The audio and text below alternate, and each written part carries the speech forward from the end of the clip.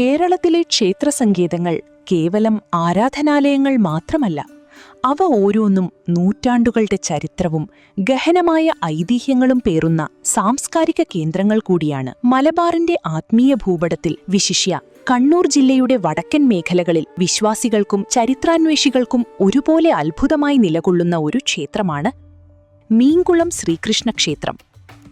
ഒരു ക്ഷേത്രത്തിന് ക്ഷേത്രക്കുളമുണ്ടാകുക എന്നത് സാധാരണമായ ഒരു വാസ്തുഘടനാപരമായ പ്രത്യേകതയാണെങ്കിൽ, ആ കുളത്തിന്റെയും അതിലെ മീനുകളുടെയും പേരിൽ ഒരു ക്ഷേത്രം ലോകമെമ്പാടും അറിയപ്പെടുക എന്നത് മീൻകുളത്തെ മറ്റു ക്ഷേത്രങ്ങളിൽ നിന്ന് വേറിട്ട് നിർത്തുന്നു.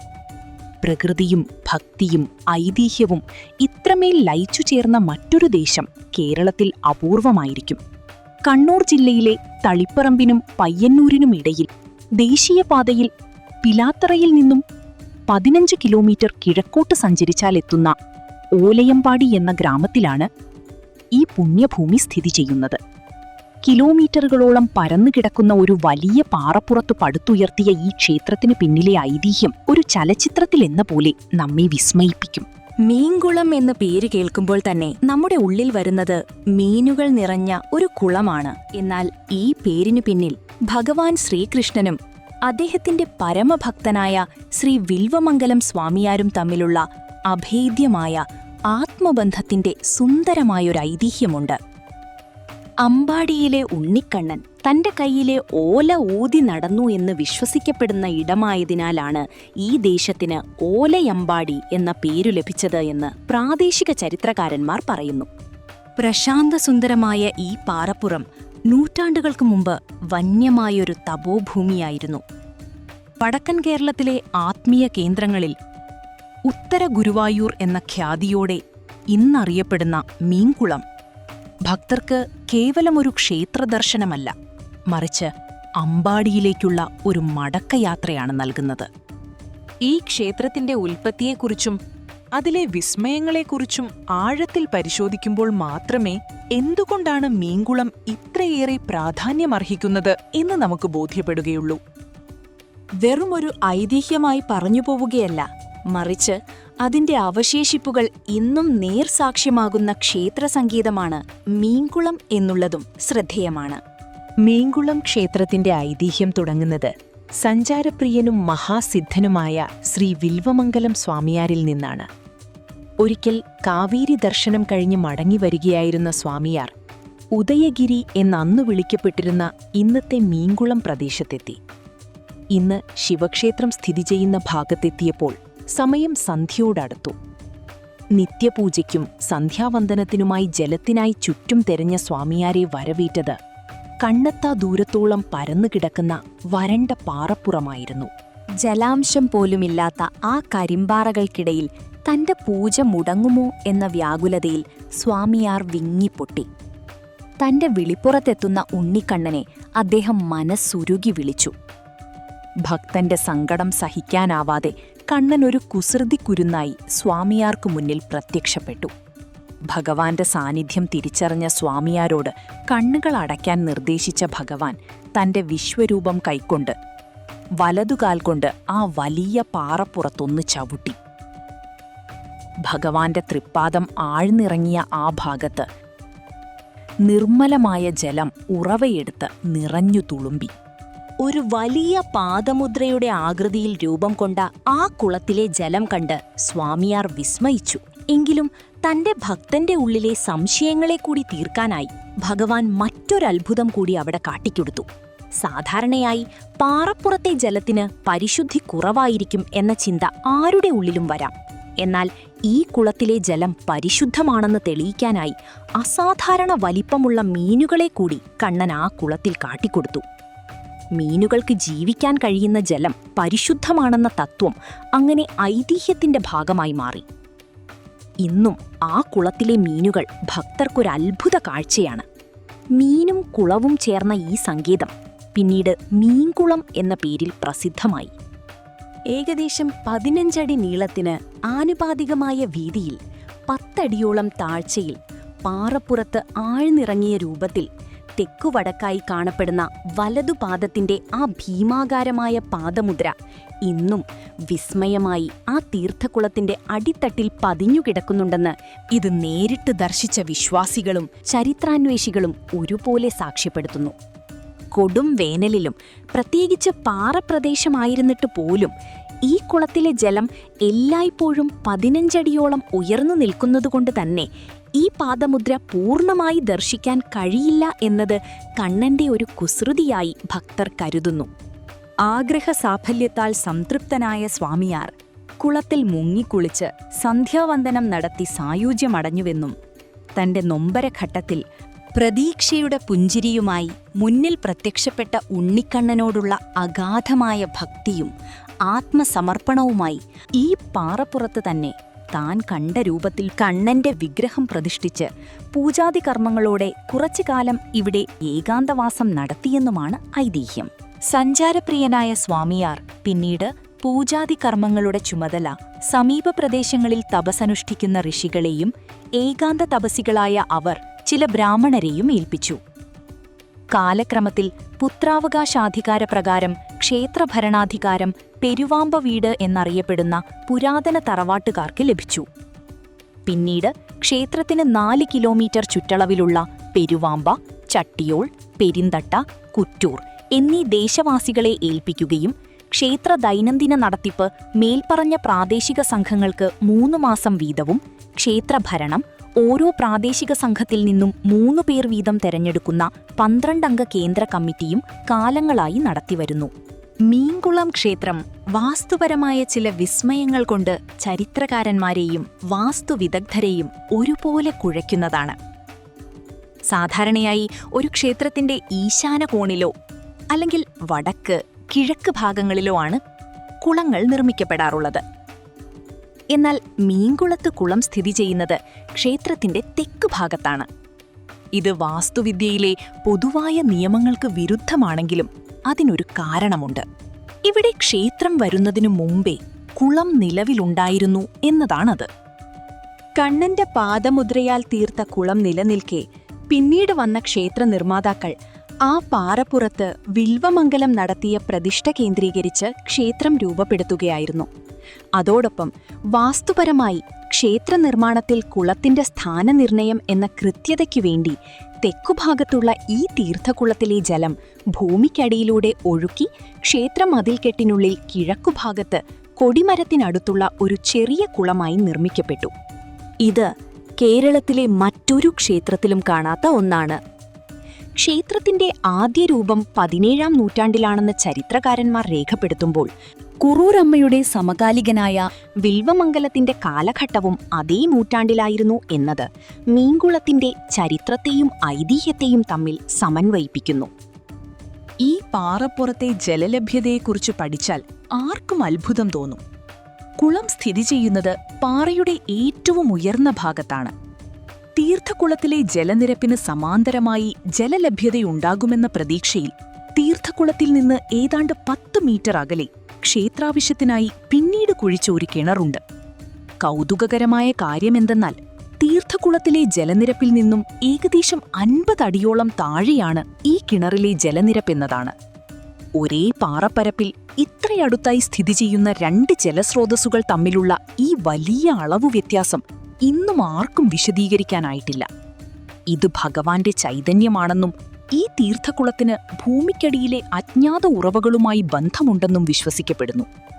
പാറപ്പുറത്തെ ഈ ജലസമൃദ്ധി കേവലം വിശ്വാസികൾക്ക് മാത്രമല്ല, ആ പ്രദേശത്തെ ജൈവ വൈവിധ്യത്തിനും വലിയൊരാശ്വാസമാണ്.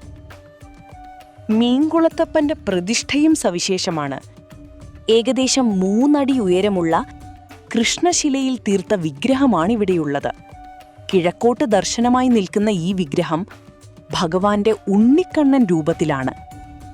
ഇരു കൈകളിലും വെണ്ണയുമായി പട്ടുകോണകവും അരമണിയുമണിഞ്ഞ് ചിരി തൂകി നിൽക്കുന്ന ഈ വിഗ്രഹം കണ്ടാൽ ഏതൊരു ഭക്തന്റെ ഉള്ളിലും വാത്സല്യത്തിന്റെ അലകൾ ഉയരും. മലബാറിൽ കുറൂരമ്മയുടെയും വിൽവമംഗലത്തിന്റെയും കഥകളിൽ നിറഞ്ഞു നിൽക്കുന്ന ആ ലീലകൾ ഈ വിഗ്രഹത്തിൽ ആവാഹിച്ചിരിക്കുന്നതായി തോന്നും. വെണ്ണക്കണ്ണൻ എന്നാണ് ഭക്തർ സ്നേഹപൂർവ്വം ഭഗവാനെ വിളിക്കുന്നത്. വിൽവമംഗലം സ്വാമിയാർ പ്രതിഷ്ഠ നടത്തിയ കേരളത്തിലെ അപൂർവം ക്ഷേത്രങ്ങളിലൊന്നാണിത്. ക്ഷേത്രത്തിൽ 3 പ്രമുഖ തന്ത്രി കുടുംബങ്ങൾ താന്ത്രിക കർമ്മങ്ങൾ നിർവഹിക്കുന്നു എന്നതും മറ്റൊരു പ്രത്യേകതയാണ്. പ്രധാന ദേവനായ ശ്രീകൃഷ്ണനും ശ്രീ വിൽവമംഗലം സ്വാമിയാർക്കും ഇടവലത്ത് പുടയൂർ തന്ത്രികളും, ശിവനും മറ്റുപദേവതമാർക്കും കാളകാട്ടില്ലം തന്ത്രികളും, നാഗങ്ങൾക്ക് പാമ്പും മേക്കാട്ടില്ലം തന്ത്രികളും പൂജകൾ നടത്തുന്നു. ക്ഷേത്രത്തിലെ അന്നദാനം പ്രസിദ്ധമാണ്. വിശക്കുമ്പോഴൊക്കെ വെണ്ണയുണ്ണാൻ മീൻകുളം ഉണ്ണിക്കണ്ണന്റെ 2 കൈയിലും വെണ്ണയുള്ളപ്പോ കണ്ണന്റെ സന്നിധിയിലെത്തുന്ന ആരും വിശന്നിരിക്കരുത് എന്ന കുഞ്ഞു മനസ്സിന്റെ നിഷ്കളങ്കമായ കരുതലാണ് ഈ അന്നദാനത്തിന് പിന്നിലുള്ളതെന്ന് ഭക്തർ വിശ്വസിക്കുന്നു. എല്ലാ ദിവസവും പായസത്തോടുകൂടി ആയിരക്കണക്കിന് ഭക്തർക്ക് ഇവിടെ ഭക്ഷണം നൽകി വരുന്നു. ഇതൊരു വഴിപാട് എന്നതിലുപരി ക്ഷേത്രത്തിന്റെ അടിസ്ഥാന ധർമ്മമായിട്ടാണ് ഇവിടുത്തെ ഭരണസമിതിയും വിശ്വാസികളും കാണുന്നത്. വഴിപാടുകളിൽ ഏറ്റവും പ്രധാനം തൃക്കൈവെണ്ണയും പാൽപ്പായസവുമാണ്. തങ്ങളുടെ വീട്ടിൽ പശു പ്രസവിച്ചാൽ ആദ്യത്തെ പാലും വെണ്ണയും മീൻകുളത്തപ്പന് സമർപ്പിക്കുക എന്നത് ഈ നാട്ടിലെ ഒരു പുരാതനമായ ആചാരമാണ്. ഈ ഭക്തിയുടെയും ആത്മബന്ധത്തിന്റെയും അടയാളമായി ക്ഷേത്രത്തിനരികെ ഒരു വലിയ ഗോശാലയും പ്രവർത്തിക്കുന്നുണ്ട്. ഭക്തർ നടയിരുത്തുന്ന ഗോക്കളാൽ എന്നും സമൃദ്ധമാണ് മീൻകുളം ഗോശാല. ഇവിടുത്തെ ഗോക്കളുടെ പാലിൽ നിന്നാണ് ഭഗവാനുള്ള നൈവേദ്യങ്ങളും പായസവും തയ്യാറാക്കുന്നത്. പ്രധാന ശ്രീകോവിലിനു പുറത്ത് വള്ളിപ്പടർപ്പുകൾ പന്തലിട്ട ഒരു കാവിനുള്ളിലാണ് ആദിക്ഷേത്രമായ സ്വയംഭൂ ശിവക്ഷേത്രം സ്ഥിതി ചെയ്യുന്നത്. ഐതിഹ്യമനുസരിച്ച് വിൽവമംഗലം സ്വാമിയാരുടെ കാലഘട്ടത്തിനും എത്രയോ മുൻപേ ഇവിടെ ഈ അതിപുരാതനമായ സ്വയംഭൂ പ്രതിഷ്ഠയുണ്ടായിരുന്നു എന്ന് വിശ്വസിക്കുന്നു. പ്രകൃതിയോട് ഇണങ്ങിച്ചേർന്ന ഈ കാവും ശിവചൈതന്യവുമായിരുന്നു വിൽവമംഗലത്തെ ഈ പാറപ്പുറത്തേക്ക് ആകർഷിച്ചതെന്നും പറയപ്പെടുന്നു. ഇതിനു പുറമെ സുബ്രഹ്മണ്യൻ, നാഗത്തറ, ദേവീ സാന്നിധ്യം, വനശാസ്താവ് എന്നീ ഉപദേവതകളും ഈ കാവിനുള്ളിൽ വസിക്കുന്നു. ഇവിടുത്തെ വനശാസ്താവ് മഴയും വെയിലുമേറ്റുകൊണ്ട് മേൽക്കൂരയില്ലാത്ത കോവിലിൽ പ്രഭ എന്ന പത്നിയോടും സത്യകനെന്ന പുത്രനോടും കൂടി കുടികൊള്ളുന്നു. ശബരിമല തീർത്ഥാടകർക്ക് ഏറെ പ്രിയപ്പെട്ടതാണ് ഈ ശാസ്താസന്നിധി. ഉപദേവാലയങ്ങളിലെ പ്രതിഷ്ഠകളെല്ലാം തന്നെ ഋഷീശ്വരന്മാരാരാധിച്ചിരുന്നു എന്ന് വിശ്വസിക്കുന്ന രൂപങ്ങൾ ഏതും തന്നെ ഇല്ലാത്ത ഈ കാവിനുള്ളിൽ നിന്നും കണ്ടെടുത്ത വളരെ പുരാതനമായ ശിലാവിഗ്രഹങ്ങളാണ് എന്നതും ഈ കാവിലെ മൂർത്തികളുടെ ചൈതന്യം വർദ്ധിപ്പിക്കുന്നു. ക്ഷേത്രത്തിന്റെ തെക്കു-പടിഞ്ഞാറ് ഭാഗത്ത് ഉയർന്നു നിൽക്കുന്ന പാറപ്പുറത്താണ് വിൽവമംഗലം സ്വാമിയാർ ഏകാന്തവാസം നടത്തി തപസ്സനുഷ്ഠിച്ച ഗുഹാമഠം. ഇവിടെ സ്വാമിയാർക്ക് ഗുരുവിന്റെ സ്ഥാനം നൽകി വടക്ക് ദർശനമായി പീഠപ്രതിഷ്ഠയാണുള്ളത്. ഈ പീഠപ്രതിഷ്ഠയുടെ നേരെ അടിഭാഗത്താണ് ഗുഹയിലെ ധ്യാനസ്ഥാനം എന്നതും ശ്രദ്ധേയമാണ്. മഠത്തിനുള്ളിൽ ദീർഘചതുരാകൃതിയിൽ പടവുകൾ ഇറങ്ങി പ്രവേശിക്കാവുന്ന ഒരു താപസന് ധ്യാനത്തിലിരിക്കാവുന്ന രീതിയിലാണ് ഈ പ്രകൃതിദത്ത ഗുഹാസ്ഥാനത്തിന്റെ ഘടന. 70 വർഷങ്ങൾക്ക് മുമ്പ് ഈ ഗുഹാന്തർഭാഗത്തു നിന്നും കണ്ടെത്തിയ മണ്ണിൽ തീർത്ത പൂജാപാത്രങ്ങളും മറ്റും പോയ കാലത്തെ തപോഭൂമിയുടെ സാക്ഷ്യപത്രമായും അവശേഷിക്കുന്നു. മുൻകാലങ്ങളിൽ സന്യാസശ്രേഷ്ഠന്മാർ ധ്യാനത്തിനായി ഈ പുണ്യസങ്കേതത്തിലെത്തിയിരുന്നതായി പഴമക്കാർ ഓർത്തെടുക്കുന്നു. സമുദ്രനിരപ്പിൽ നിന്നും ഉയർന്ന സ്ഥാനത്തായതുകൊണ്ട് ഇവിടെ നിന്നും 20 കിലോമീറ്ററുകൾക്കപ്പുറത്തുള്ള അറബിക്കടലിന്റെ കാഴ്ച അസ്തമയ സൂര്യന്റെ വെളിച്ചത്തിൽ കാണാൻ സാധിക്കും. ഇതുകൂടാതെ ക്ഷേത്രത്തിന്റെ സമീപ പ്രദേശത്തുള്ള പാലവനം, പാലുകാച്ചിയ കല്ല് എന്നീ സ്ഥാനങ്ങളും മീൻകുളത്തെ ആചാരങ്ങളും ചടങ്ങുകളുമായി ബന്ധപ്പെട്ടിരിക്കുന്നു. മലബാറിന്റെ സാംസ്കാരിക തനിമ വിളിച്ചോതുന്ന ചടങ്ങുകളാണ് മീൻകുളത്തെ ഉത്സവകാലത്തെ ശ്രദ്ധേയമാക്കുന്നത്. മകരമാസത്തിലെ തിരുവോണം നാൾ പ്രധാന ഉത്സവമായി 7 ദിവസം നീണ്ടുനിൽക്കുന്ന കൊടിയേറ്റ മഹോത്സവം അവിട്ടം നാളിൽ കണ്ണൻ തീർത്ത മീൻകുളം തീർത്ഥത്തിൽ ആകാശത്ത് വട്ടമിട്ടു പറക്കുന്ന കൃഷ്ണപ്പരുന്തിന്റെ സാന്നിധ്യത്തിൽ ഗോവിന്ദനാമ മുഖരിതമായ അന്തരീക്ഷത്തിൽ നടക്കുന്ന ഭക്തിനിർഭരമായ ആറാട്ടോടെ സമാപിക്കുന്നു. കണ്ണന്റെ സഹോദരിഭാവത്തിൽ കുടികൊള്ളുന്ന കുറ്റൂർ ശ്രീ കണ്ണങ്ങാട്ടു ഭഗവതി സന്നിധിയിൽ നിന്നും പാൽക്കുടവും തലയിലേന്തി 4.5 കിലോമീറ്റർ കാൽനടയായി സഞ്ചരിച്ചെത്തുന്ന പാലമൃതോടുകൂടിയ കാഴ്ചവരവ് ഉത്സവത്തിലെ അതിപ്രധാനമായ ചടങ്ങാണ്. ഈ പാലഭിഷേകത്തോടുകൂടിയാണ് കണ്ണൻ ഉത്സവാഘോഷത്തിൽ പങ്കുചേരുന്നതെന്നാണ് വിശ്വാസം. നൂറുകണക്കിനു ഭക്തർ ഗോവിന്ദനാമം ജപിച്ച് ഈ ഘോഷയാത്രയിൽ അണിനിരക്കുന്നു. എല്ലാ ദിവസവും വാദ്യമേളങ്ങളുടെ അകമ്പടിയോടെ ആനപ്പുറത്തെഴുന്നള്ളത്തും ചെണ്ടമേളത്തിന്റെ താളത്തിനൊത്ത് നൃത്തച്ചുവട് വയ്ക്കുന്ന തിടമ്പു നൃത്തവും മഹോത്സവത്തിലെ പ്രധാന ചടങ്ങുകളാണ്. പെരിന്തട്ട, ചട്ടിയോൾ, പെരുവാമ്പ ദേശക്കാർ തങ്ങളുടെ കാർഷിക സമൃദ്ധമായ ഫലമൂലാദികൾ വാദ്യഘോഷങ്ങളോടെ കണ്ണന് കാഴ്ചവെക്കുന്ന തിരുമുൽക്കാഴ്ച സമർപ്പണം, മറ്റ് സാംസ്കാരിക പരിപാടികൾ, ഉത്സവ ചന്തകൾ, വിസ്മയം തീർക്കുന്ന കാർണിവലുകൾ മുതലായവ പതിനായിരങ്ങൾക്ക് ഒരാണ്ടിലേക്കുള്ള മറക്കാനാകാത്ത അനുഭവം സമ്മാനിക്കുന്നു. കൂടാതെ കാവിനു പുറത്ത് ഭഗവതിത്തറയ്ക്ക് സമീപം 3 വർഷത്തിലൊരിക്കൽ നടയിലാട്ട് എന്ന പേരിൽ ഗ്രാമദേവതകളെ തെയ്യക്കോല രൂപത്തിൽ കെട്ടിയാടിക്കുന്നു.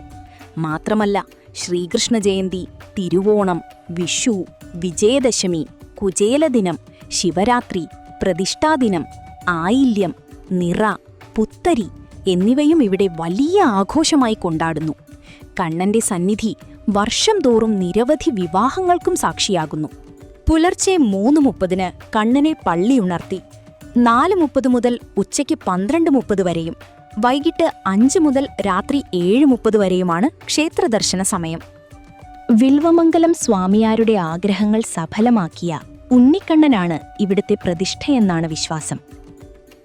അതിനാൽ തന്നെ ആഗ്രഹസാഫല്യത്തിനായി ഭക്തരിവിടെ ധാരാളമായി എത്താറുണ്ട്. ആഗ്രഹങ്ങൾ പൂർത്തിയാകുമ്പോൾ പുഷ്പങ്ങൾ മുതൽ സ്വർണ്ണാഭരണങ്ങൾ വരെ ഭക്തർ സമർപ്പിക്കാറുമുണ്ട്. കുറച്ചു വർഷങ്ങൾക്ക് മുൻപ് ഒരു ഭക്തൻ തന്റെ ആഗ്രഹങ്ങൾ സഫലമാക്കിയ ഭഗവാന് ഒരാനയെ നടയിരുത്തിയത് ഇവിടുത്തെ വലിയൊരു വിശേഷമായി ഇന്നും നിലനിൽക്കുന്നു. കാലം മാറുമ്പോഴും മീങ്കുളം എന്ന ഈ പുണ്യഭൂമി അതിന്റെ പൗരാണികതയും പരിശുദ്ധിയും കാത്തുസൂക്ഷിക്കുന്നു. ക്ഷേത്രത്തിന്റെ ഭരണാധികാരം പെരുവാമ്പവീട് എന്ന പുരാതന തറവാട്ടുകാർക്കും പിന്നീട് പ്രാദേശിക ഭക്തജന സമിതികൾക്കും കൈമാറി വന്ന ചരിത്രം ഈ ക്ഷേത്രം ഒരു ജനതയുടെ മൊത്തത്തിലുള്ള ആത്മീയ കേന്ദ്രമാണെന്ന് സാക്ഷ്യപ്പെടുത്തുന്നു. ആധുനിക കാലത്തെ തിരക്കുകളിൽ നിന്നൊഴിഞ്ഞ് ശാന്തിയും സമാധാനവും തേടുന്ന ഏതൊരു മനുഷ്യനും മീങ്കുളത്തെ ആ വലിയ പാറപ്പരപ്പും അവിടുത്തെ കുളിർ കാറ്റും ഒരു വലിയ അനുഗ്രഹമായിരിക്കും. മൃഗങ്ങളോടും പ്രകൃതിയോടും ഭഗവാൻ കാണിച്ച ആ വലിയ സ്നേഹത്തിന്റെ ബാക്കിപത്രമാണ് ഇവിടുത്തെ കുളത്തിലെ മീനുകളും ഗോശാലയിലെ പശുക്കളും. മീങ്കുളം ക്ഷേത്രം സന്ദർശിക്കാനെത്തുന്നവർ അവിടുത്തെ ദർശനക്രമം പാലിക്കുന്നത് ഏറ്റവും ഉചിതമാണ്. ആദ്യം തീർത്ഥക്കുളത്തിലിറങ്ങി ശുദ്ധി വരുത്തി അരയാലിനെ വണങ്ങി ശിവക്ഷേത്രവും മറ്റു ഉപദേവതകളെയും തൊഴുത് സ്വാമിയാരുടെ ഗുഹാമഠവും വന്ദിച്ച് ഗോശാലയും ദർശിച്ച ശേഷമേ ഉണ്ണിക്കണ്ണനെ ദർശിക്കാവൂ. ഈയൊരു ക്രമം പാലിക്കുമ്പോൾ ഒരു ഭക്തന്റെ ഉള്ളിൽ ആത്മീയമായൊരു പൂർണ്ണത കൈവരുന്നു. കണ്ണൂരിന്റെ മണ്ണിൽ ഭക്തിയുടെയും അത്ഭുതത്തിന്റെയും ചിറകടിയൊച്ചകൾ കേൾപ്പിക്കുന്ന മീങ്കുളം വരും തലമുറകൾക്കും ഒരു വിസ്മയമായി ഇന്നും നിലകൊള്ളുന്നു.